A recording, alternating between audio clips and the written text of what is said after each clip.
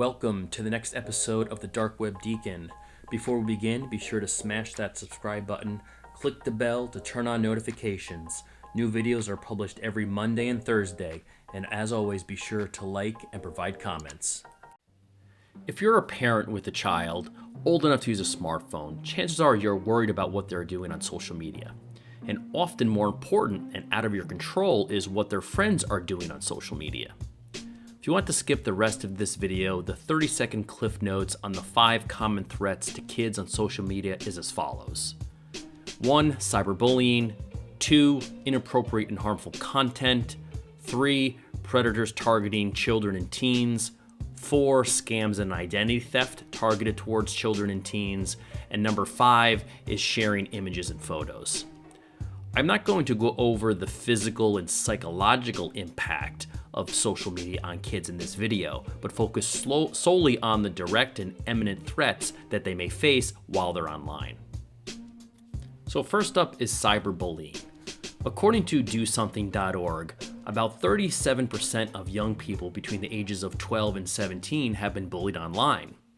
30% have had it happen more than once. And only 1 in 10 teen victims will inform a parent or trusted adult of this type of cyberbullying abuse. Bullying on social media is enhanced by the fact that bullying-minded posters can act anonymously. The U.S. government has a website and a hotline dedicated to cyberbullying online at stopbullying.gov. The website provides helpful warning signs on cyberbullying, along with kids and families providing them information on what they can do to prevent bullying. Also, to talk to a crisis counselor trained in dealing with cyberbullying, I will provide details in the video description of a 1-800 number that you can call if you feel like you need to. Next up is inappropriate and harmful content. Kids who use social media are often vulnerable to lewd and potentially dangerous content that can cause them harm. Exposure to sexual images, vulgar language, or exposure to other social media users who tout the use of drugs and alcohol pose a unique danger to children on social media. Parental controls, website filters and software, and regular monitoring of a child's social media usage are effective ways of limiting inappropriate content. The third possible risk factor involves predators targeting children and teens on social media. Unfortunately, too many online predators consider social media to be a gateway to connecting with unsuspecting children.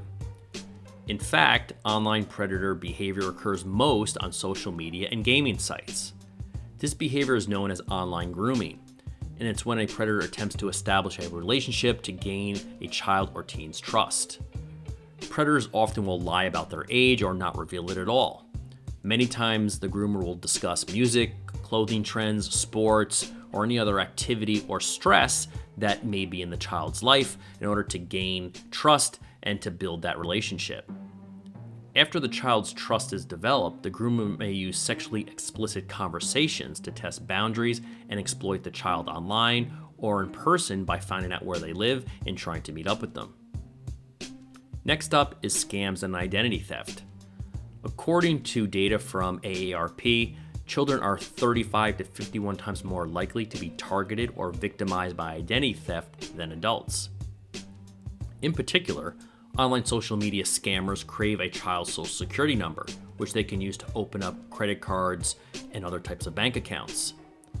One potential sign of a child identity being stolen includes receiving credit cards or loan applications in the mail with your child's name on it. Parents should firmly warn their children never to provide any personal data on social media and to block and report anyone who insists on obtaining personal information via Facebook, Instagram, Twitter, or any other social media platform that is currently popular right now. And the last risk is sharing images and photos that kids will regret. And this actually applies to adults also. Increasingly, universities, businesses, nonprofits, where kids apply do track social media usage before granting any type of approval or grant or as part of the interview process. If a child posts inappropriate images, links, or comments, that activity can come back to haunt them in the form of rejected job offers, school declinations, or financial award applications that are rejected. Kids are kids, so their brains are not wired yet to fully understand the long-term risks and outcomes of their actions. Kids on social media should be reminded over and over again to refrain from posting inappropriate content on social media, and by doing so can lead directly to rejection letters from employers, schools, and universities, or other opportunities in the future. Thanks for watching, and as always, please like, subscribe, and provide comments, and turn on notifications by clicking the bell in order to check out future videos published twice a week.